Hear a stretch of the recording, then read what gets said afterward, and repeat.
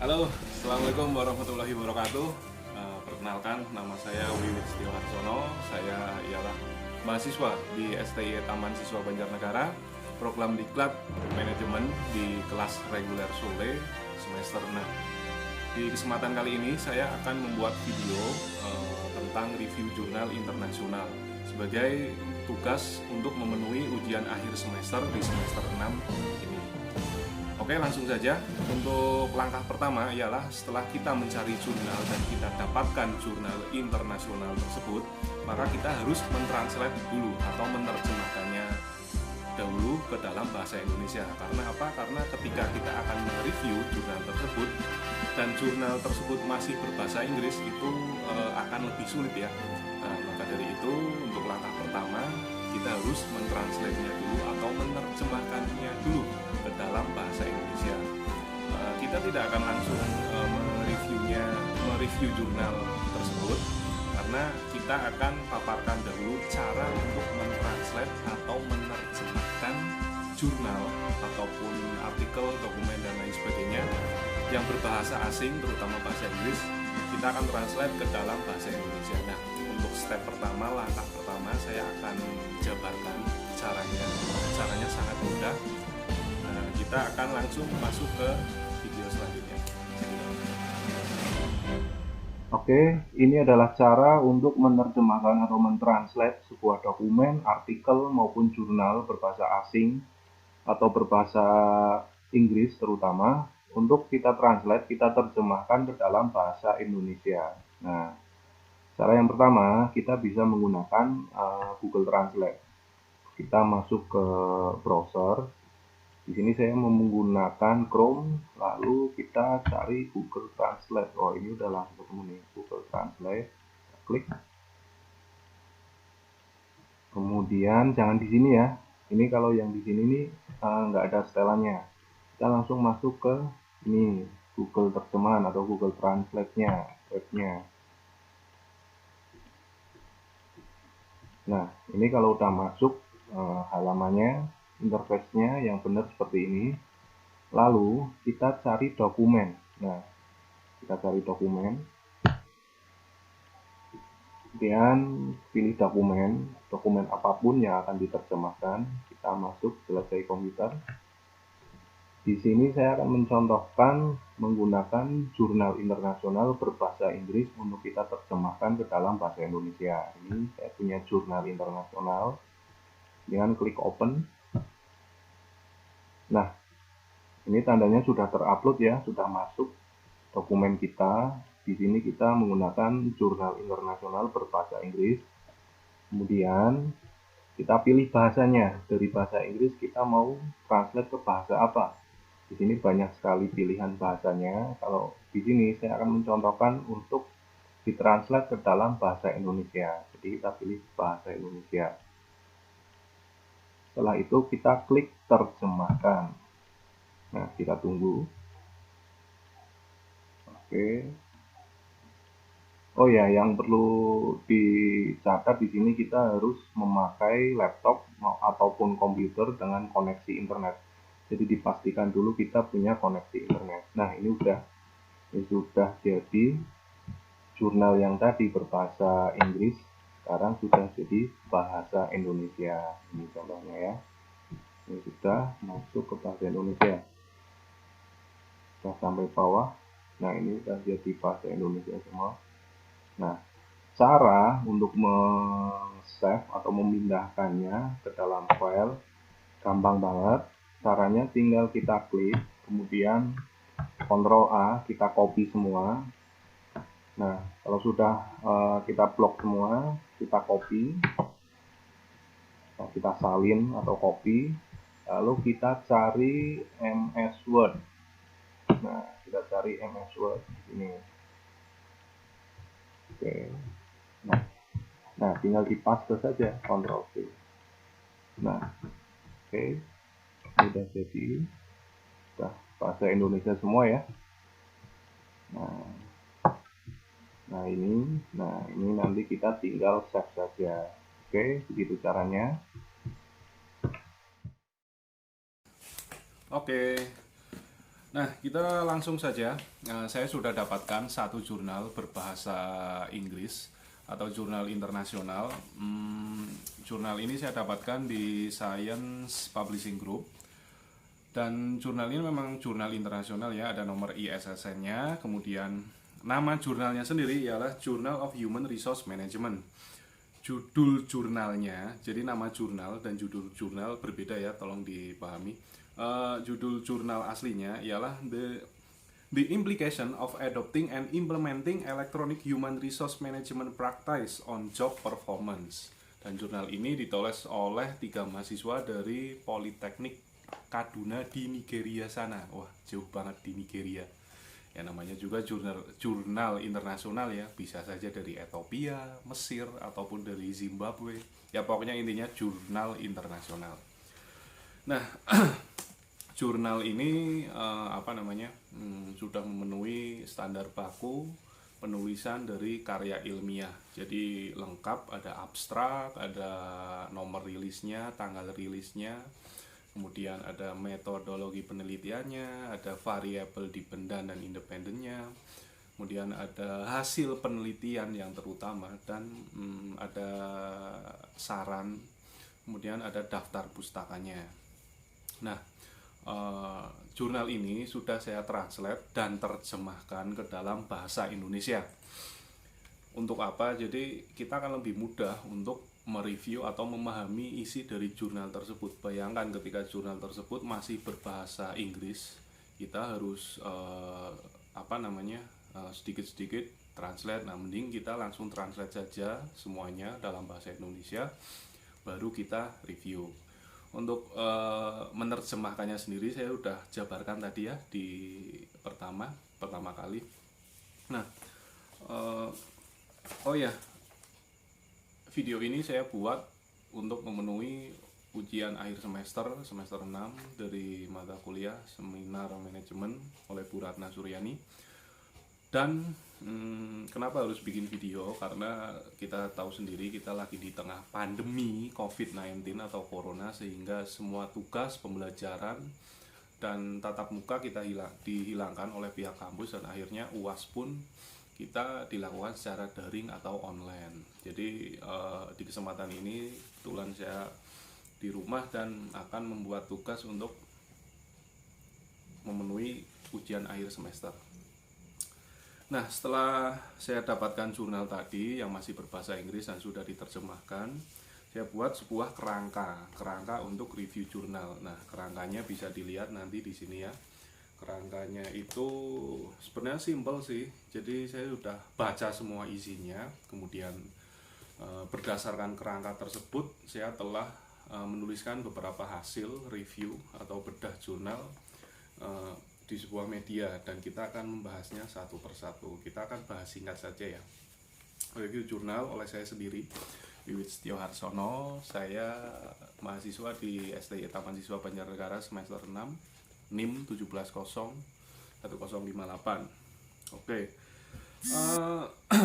Judul jurnal aslinya ini ya, judul jurnal aslinya bisa dilihat sendiri, dan terjemahnya ialah The Implementing of Adopting and Implementing Electronic Human Resource Management Practice on Job Performance, atau artinya kurang lebih implikasi mengadopsi dan menerapkan praktek manajemen sumber daya manusia secara elektronik pada prestasi kerja. Elektronik di sini itu dijabarkan, artinya itu bisa secara online. Kalau di Indonesia contohnya itu semacam iktp, e-tax yang berbasis pada elektronik atau online.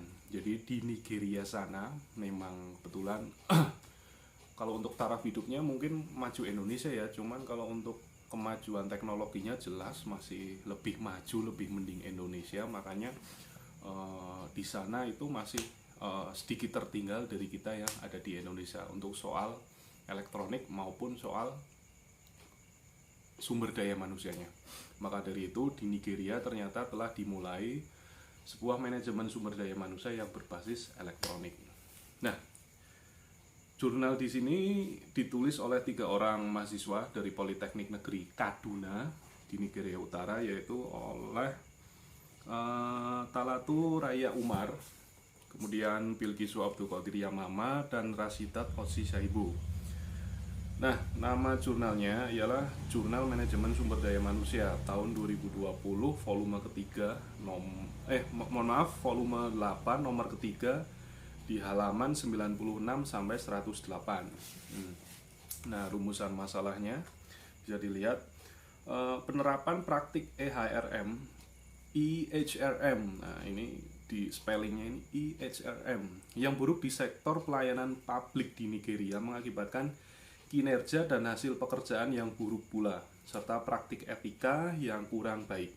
Akibatnya, panggilan untuk penelitian lebih lanjut telah disarankan, terutama pada proses langsung melalui adopsi dan implementasi praktek e-Human Resource Management.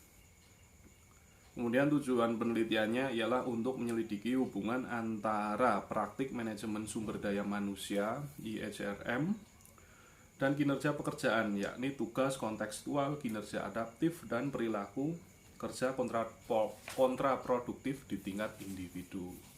Wah, bagus banget nih tujuannya. Intinya mereka semua pengen negaranya maju, Nigeria itu maju. Untuk metopenya sendiri atau metodologi penelitiannya sendiri, jenisnya itu pakai partial least square atau yang biasa disingkat PLS. Kalau PKS itu partai, kalau ini PLS, partial least square. Oke, jangan sampai salah. Populasinya ini dia mengambil staf akademik dan non akademik di 5 lembaga tinggi di Nigeria bagian utara. Jadi ada Nigeria Utara, Selatan, Barat, Barat Laut, Barat Daya, Tenggara, ya pokoknya di Nigeria Utara sana lah. Karena saya sendiri juga belum pernah ke Nigeria Utara. Kalau aku taringin saya mah sering garing ya. Oke, lanjut. Jumlah samplingnya ada 214 orang. Sebenarnya nggak cuma 214 ya. Mereka menyebar sekitar 250 sampling. Cuman ketika mereka mengambil kuesioner kembali itu hanya didapatkan 214 sampling yang bisa digunakan sebagai pengolah data. Nah, hasil penelitiannya sendiri di sini banyak banget dijabarkan di sini. Saya mengambil beberapanya saja. Intinya gini, hasil penelitiannya itu membuktikan bahwa pelatihan atau manajemen sumber daya manusia yang berbasis baru buka kenyang banget. Intinya pelatihan sumber daya manusia secara elektronik atau secara online, nggak cuman online ya, intinya secara EHRM itu sangat baik untuk penambahan kinerja atau produktivitas kerja. Jadi contohnya seperti ini, mereka biasanya mengolah data secara manual pakai kertas seperti ini, arsip. Tahu sendiri kan kalau arsip kertas biasa banyak banget. Nah, ketika semuanya itu dibuat secara elektronik, mungkin komunikasi via email atau penyimpanan data udah pakai storage atau pakai cloud, itu kinerja mereka itu justru semakin baik, semakin kesini semakin baik, semakin kesini semakin baik. Intinya bisa disimpulkan bahwa semakin maju teknologi yang digunakan dan semakin baik pelatihan untuk para pekerja, di sini disebutkan human resource management ya.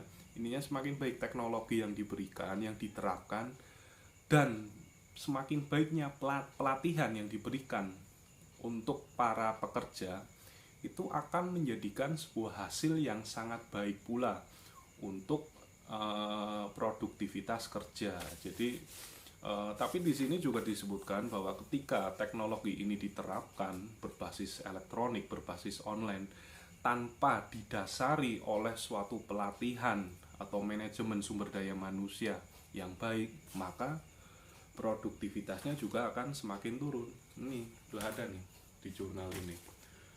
Jadi ya saya juga sangat setuju ya, dimanapun kalau kita berikan sebuah pelatihan yang baik, yang benar, terstruktur, masif, itu akan sangat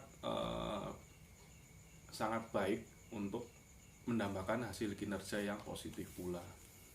Jadi yang mereka rasakan di sini, yang mereka alami kesulitan di sini ialah ketika mereka akan memberikan suatu pelatihan kerja, tapi untuk tenaga pelatihnya atau tenaga ahlinya itu masih kurang dan masih belum kompeten. Hanya beberapa saja yang masih kompeten. Jadi bisa dibayangkan mereka ingin negaranya maju, akan diberikan sebuah pelatihan human resource management, manajemen sumber daya manusia yang baik dengan secara online ataupun elektronik, tapi tenaga ahlinya itu masih kurang. Jadi sektor publik di Nigeria itu pelayanannya masih sangat buruk, sangat jelek.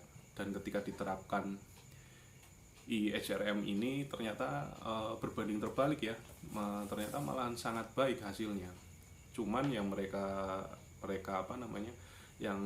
mereka tuliskan di sini hasil penelitiannya itu memang kurangnya tenaga ahli untuk melakukan pelatihan IHRM ini. Jadi ya namanya juga masih negara berkembang, jadinya semacam teknologi ini masih jadi momok yang sangat buruk ya, sangat menakutkan mungkin untuk kemajuan negaranya. Dan juga ada kelebihannya di sini ialah penelitian dilakukan langsung menyasar pada pokok permasalahan, dan kelemahannya hanya menyelidiki masalah elektronik saja, yang lain tidak dibahas. Oke, mungkin segitu aja review jurnal internasional ini dari saya. Terima kasih kepada semua rekan yang telah berpartisipasi untuk membuat video ini. Terima kasih juga untuk Bu Ratna Suryani sebagai dosen saya di STI Taman Siswa. Oh ya, jangan lupa teman-teman Banjarnegara, kalau yang pengen kuliah silahkan daftar saja di STI Taman Siswa. Karena ini masih WFA atau masih pandemi, di tengah pandemi seperti ini bisa daftar secara online kok. Nanti buka saja di di websitenya STI Taman Siswa atau akun medsosnya, ada nomor yang tertera dan bisa dihubungi di situ. Silahkan daftar secara online ataupun daring. Oke, terima kasih sekali. Jangan lupa subscribe dan like, kemudian nyalakan tanda lonceng di bawah ini untuk selalu mensupport saya membuat video-video tutorial atau video tentang bedah jurnal yang bertemakan akademis dan yang lainnya. Terima kasih. Wassalamualaikum warahmatullahi wabarakatuh.